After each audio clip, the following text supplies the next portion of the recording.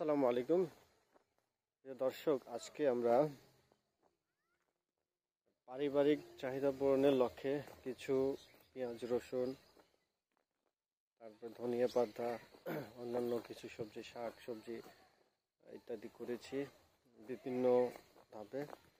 এগুলো আপনাদের সাথে আজকে আমরা তুলে ধরার চেষ্টা করব, যেন প্রত্যেকেরই কিছুটা হলেও কাজে লাগে। চলুন আপনাদেরকে আমরা দেখাই আসলে আমরা কি করেছি আমাদের পারিবারিক চাহিদা পূরণ করার লক্ষ্যে। যে ফসলগুলো করেছি এগুলো আপনাদেরকে একে একে পরিচয় করাই দিব।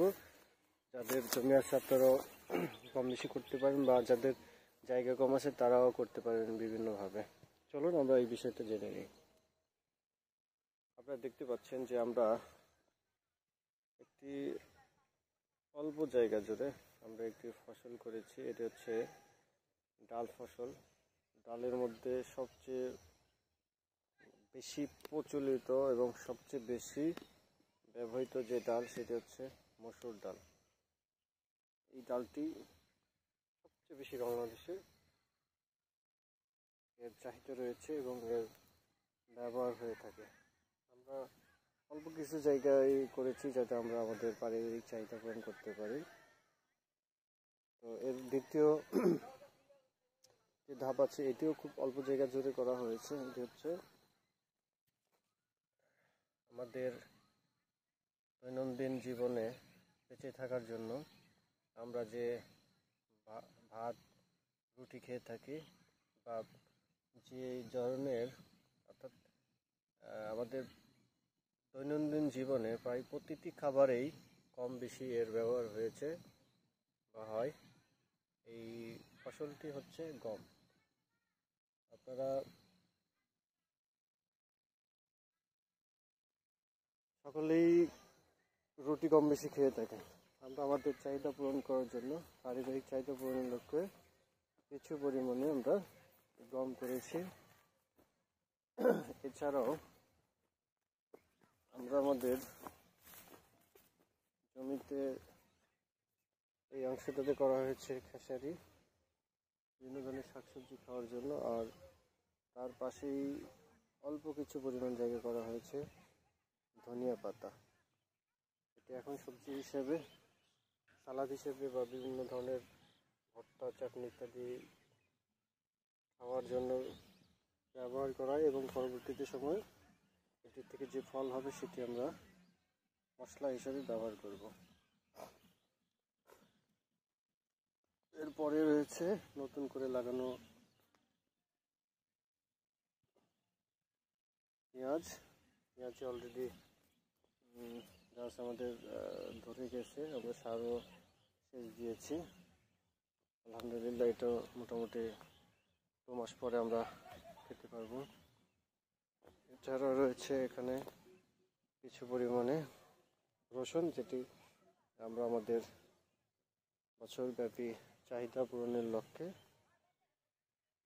রোপণ করেছি। এটিও মোটামুটি 2 মাস পরে আমরা সংগ্রহ করতে পারবো।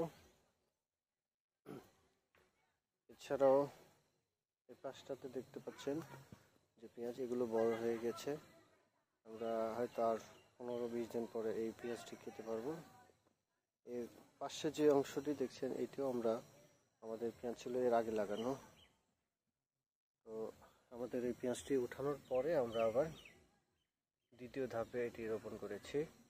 অর্থাৎ এই পেঁয়াজের পরে আমরা এই পেঁয়াজটি করেছিলাম। তো যাক, এটা আমাদের অলরেডি হারভেস্ট হয়ে গেছে। আমরা এটা খেতে খেতে এই পাশের যে পেঁয়াজটি আছে এটাও খেতে পারবো। এভাবে আমরা একটি প্ল্যানিং সাজিয়েছি। এর দ্বিতীয় পরের ধাপে যে আমাদের এই পেঁয়াজটি উপযুক্ত হয়ে যাবে। আর দেখতেই পাচ্ছেন যে আমাদের আরও একটি অংশ খেসারি। আমাদের ওই পাশটিতে অল্প কিছু জায়গা আমরা লাগিয়েছি ভুট্টা, যাই হোক। এবং এর পাশে কিছু সরিষা আছে, কিছু বেগুন আছে, কিছু অন্যান্য শাকসবজি আছে, যেমন এখানে মূলা আছে, তারপরে অন্যান্য পালং শাক, বিভিন্ন ধরনের শাক সবজি মিলিয়ে আমাদের এই পারিবারিক চাহিদা পূরণের যে সবজি ক্ষেত্রে। এছাড়াও আমাদের রয়েছে মরিচ, বেগুন, ওই পাশটাতে আছে, এগুলো দেখতেই পাচ্ছেন যে ওখানে আমাদের বেগুন লাগানো আছে।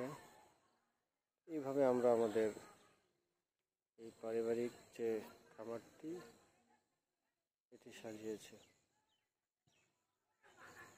যাই হোক, সকলে ভালো থাকবেন। আর আমাদের যে যে পদ্ধতিটি অবলম্বন করে আমরা করেছি, ঠিক এই পদ্ধতিতে আপনি ব্যাপক আকারে যখন করবেন, আপনি করতে পারেন।